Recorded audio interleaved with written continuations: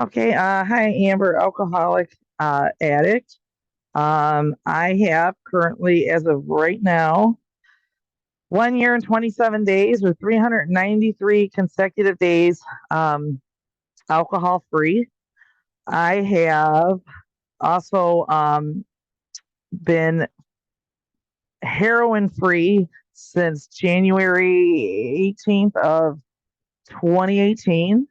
And I have been crack cocaine free since the end of September. I don't have an exact date of 2023. Um, alcohol has always been the demon.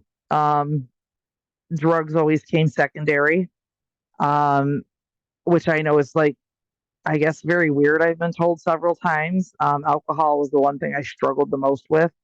I went to rehab after a short stint doing sniffing dry goods, heroin, and then I never had another problem with it. I continued to relapse on alcohol, however. I traded in the heroin addiction for a pretty gnarly crack addiction that I quit cold turkey when I decided I was going to try to be serious about quitting alcohol this time around. And I did not relapse at all on crack cocaine, but I have had one relapse on alcohol, which is why my sobriety date is February 7th of 2024. This year has been just short of a miracle for me. Oh, I want to preface, I swear a lot and sometimes I cry. So sorry about that, but it is what it is. Um, I I've had sobriety before.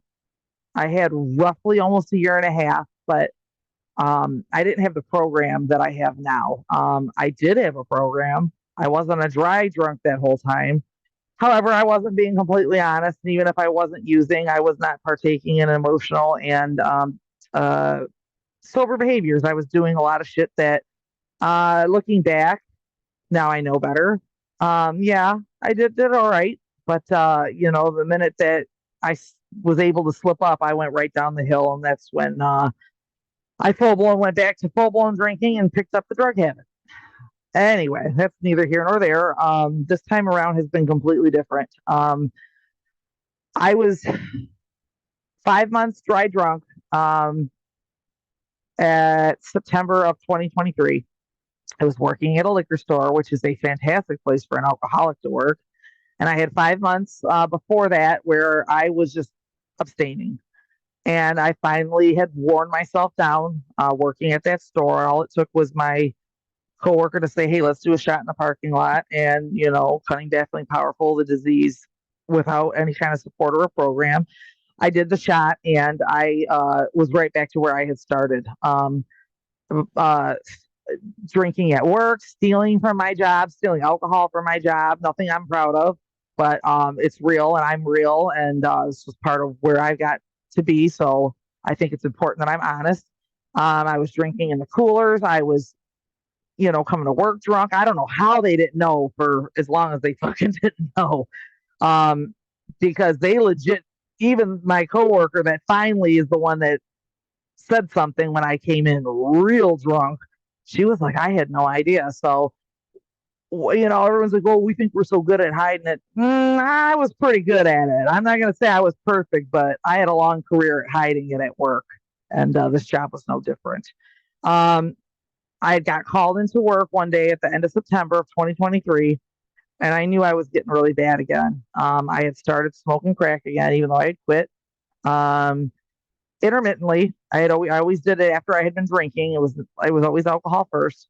And then they called me into work. They always called me into work, and I always went because I made good money and I could drink at work. Fuck, who wouldn't want to do that as an alcoholic? Um, but however, I had been on a 3-day binge at this point. I have no idea why I agreed to this because usually, even in the throes of a hard drunk like that, I knew better than to go to work that drunk. I mean, I could go and buzzed up and whatever. Again, this is not me bragging. Do not do this. This is shit. Horrible, horrible, horrible, horrible. Not the way to do things. But I went in there and I mean, I was good and done. And the minute I walked in, my coworker, and she's like, "You're drunk." And I was like, "Yep." Like, I just admitted it. She's like, "Well, you can't work right now." And she's like, "You're gonna get fired." And I'm like, "Yep." And I just turned right around and walked back out. I have no idea. The insanity. I have no explanation for any of this. So I'm also not really a drunk driver. I would take an Uber. I just wouldn't drive. Not that I never did it, but I was pretty, pretty. It took me 43 years to get a DUI. So, I was not a common drunk driver. And I called my mom because I knew I was drunk and I had already driven there and was like, this was not a good idea. I had called my mom and I said to my mom, I need you to come pick me up. And she's like, I'm coming right now. She was pissed, of course. And I don't know what possessed me to decide I was going to drive home right down the street, because I had a ride coming and I knew it. Um, and the only thing now looking back is whatever was supposed to happen had to happen this way, um, for this year to come about. I decide I'm going to drive home. Now, I wake up in jail. We are talking hours have gone by.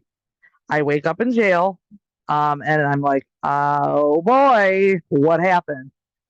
I press the little button. I'm like, what time is it? And they're like, hi, how you feeling? I'm like, well, I'm sober. They're like, yeah, you can go home now. Your bond has already been posted. We had to wait till you sobered up. Your family already posted your bond. And then I said, was I combative? They said no, which shocked the shit out of me because I'm a combative person.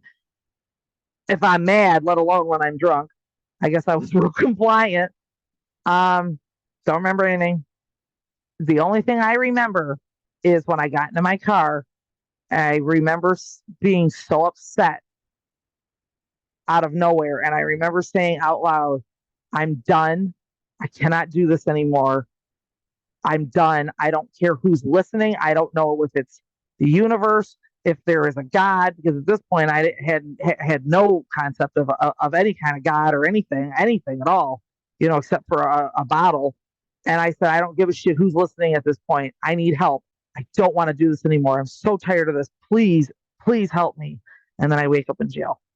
And you know, um, looking back, I'm agnostic.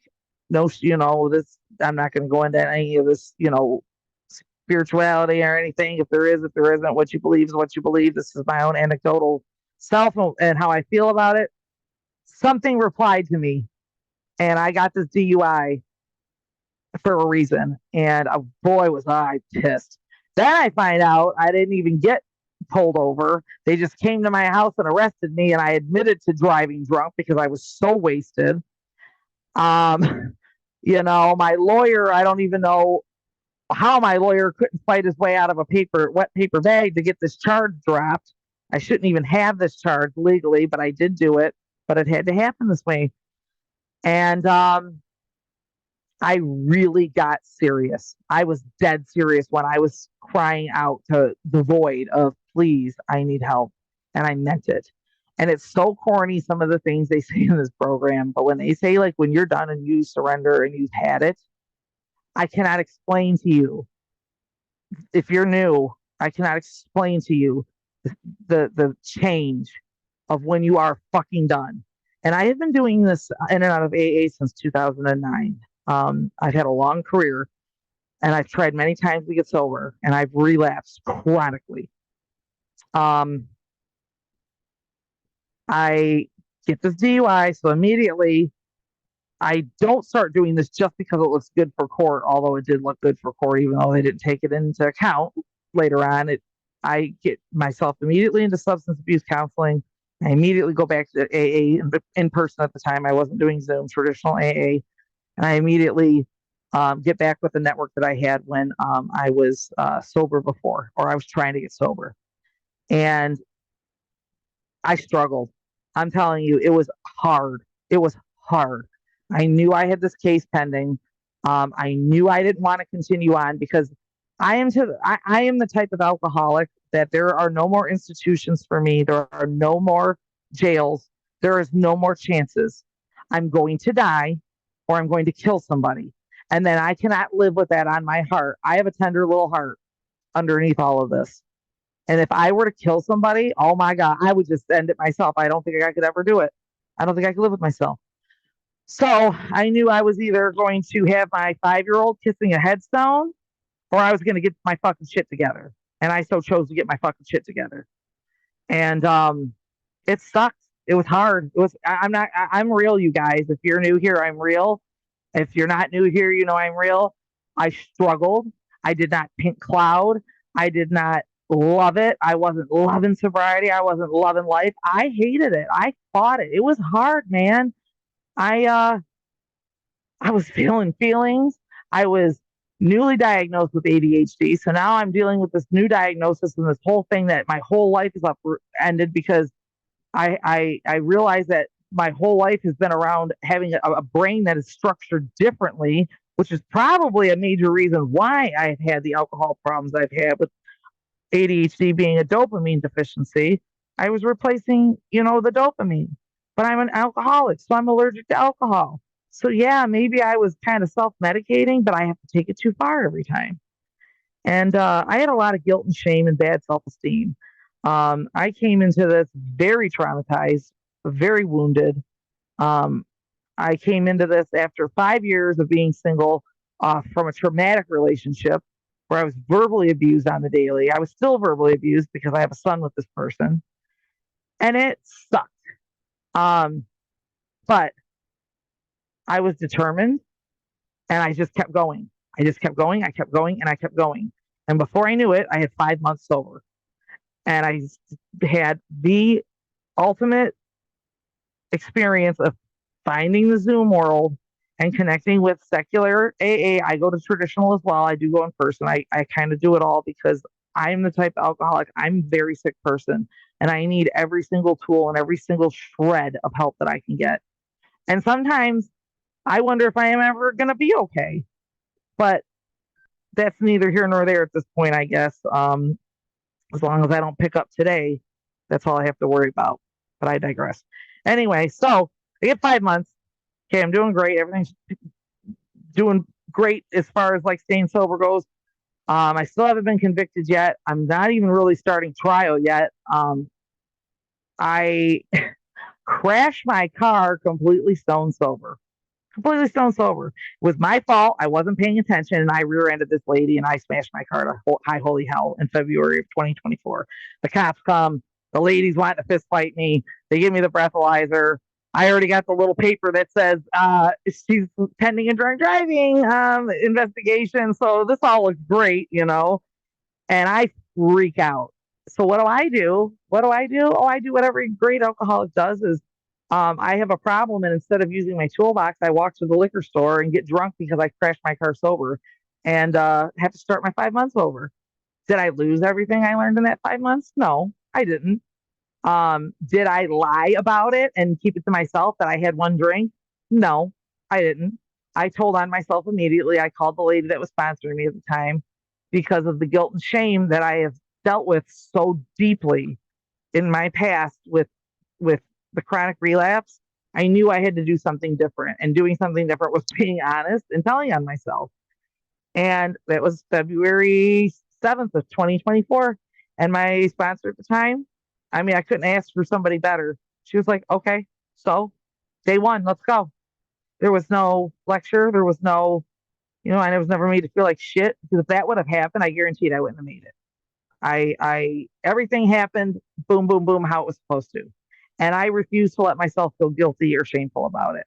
I found A&P probably around, I want to say the very end of April of 2024. And I came in here during Scott's Truth or Share, and Amber didn't read the room. Everybody's having a great time, and I'm having a mental breakdown because I had a horrible day. And I just was like, well, I just need to share. And I had a complete and utter breakdown. And Scott, being Scott, he's so funny.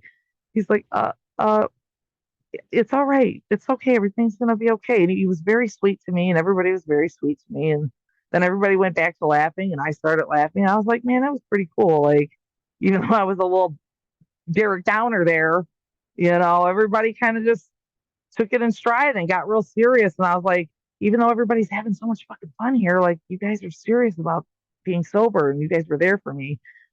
And I just kind of stayed. And the friendships that I have made in this group, especially with the women in this group, are the women in this group are the crowning jewel of my sobriety, hands down. I would never have made it without the women in this group.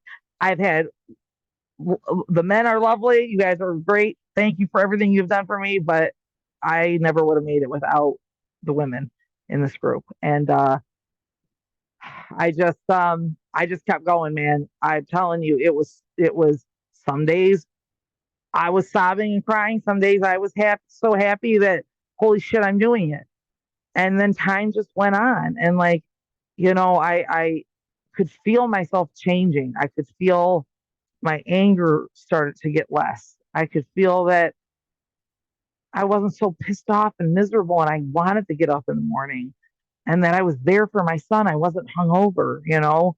And my son, I'm gonna cry. My son telling me, Mommy, you're being such a better mom. You're a better mom. You're a better mommy. And I tell him all the time, these are my better mommy meetings. Well, they're working, mommy. He would tell me. And he got me. I know you guys can't see, but like when I hit my year, he gave me that coin, and it's a skull, which if you guys know me, perfect. And it says, I'm so grateful I'm alive. And it's got the serenity prayer in the back. You know, he picked it out, and it means the fucking world to me. And then my boyfriend got me one that has a phoenix and a woman on it, rising from the ashes with number one on it. And it has a beautiful saying on the back instead of a prayer. He's an atheist and I'm agnostic, so either way it works.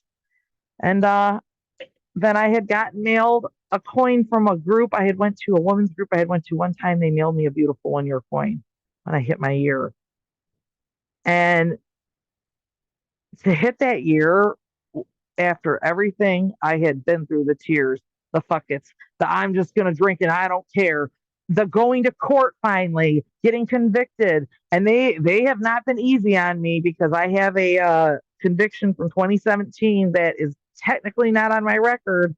It's not on my record. Like, say if I was to go get a job, okay, Michigan's got a thing called 7411. If you complete probation or a judge deems that you are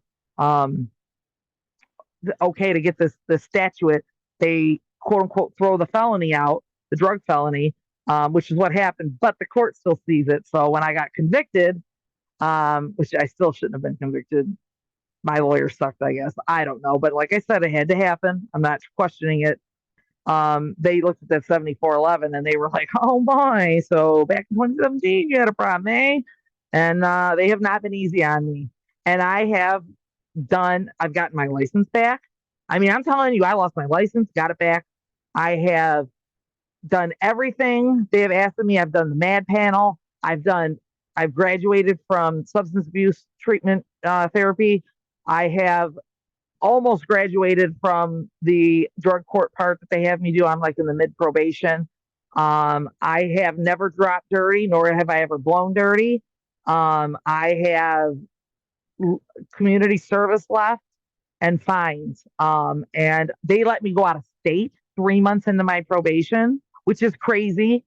They were like, "Yeah, you can go." They let me go for a week. I had to take a little sober link with me. If you guys don't know what that is, it's like a little breathalyzer thing. They didn't make me drug test. And that sober link, I had to do it like 5, 6 times a day, but I got to go on a plane out of state. They trusted me, and I came back, and I didn't blow dirty once. I was good. So like, it's possible. It is possible. If I can do this, I'm telling you guys, man, I could not stay sober to save my fucking life. If I can do this, anybody can do this. Now that I'm at a year and almost a month, again, I'm real. So I'm feeling a little stagnant. I'm not gonna sit here and lie. It was like, this big build up to all this probation and this court shit. And oh my God, I'm getting a year, and wow, I'm counting months.